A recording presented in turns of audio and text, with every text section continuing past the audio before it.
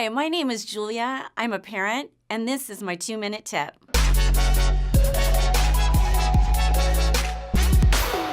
My husband and I became believers in Jesus about 25 years ago, right before our son was born.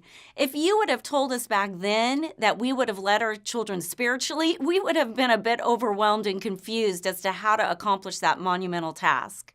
As the Lord added a beautiful daughter to our family, we learned quickly that in order to pour the truth into our children, we needed to know it ourselves.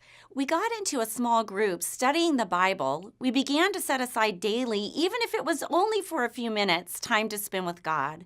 We learned how to talk to God about everything in prayer, and we made the commitment to go to church each week. Through those baby steps, the Lord made himself known to us. In fact, my husband and I have joked that God was keeping us just one step ahead of our children spiritually at that time. We started a family devotion time after dinner most nights, memorizing scripture and praying together, but realized we also needed to give our children a tangible example of Jesus' love in action.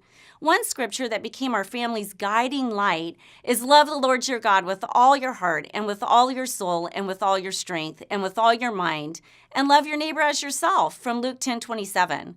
As we prayed for opportunities to show God's love to others, the Lord led us to feeding the homeless, partnering with inner city organization to provide school supplies to children in need, community service projects, and teaching and leading in church ministry, and ultimately global ministry and sharing God's story around the world. There's nothing more rewarding than seeing your kids share Jesus' love to others. Oh, we've had our share of trials and speed bumps as we've raised our children into adulthood.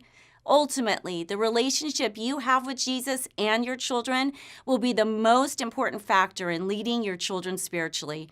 Remember, your part as a parent is to bring Jesus and his love into your children's lives. It is their choice to say their own yes and follow him.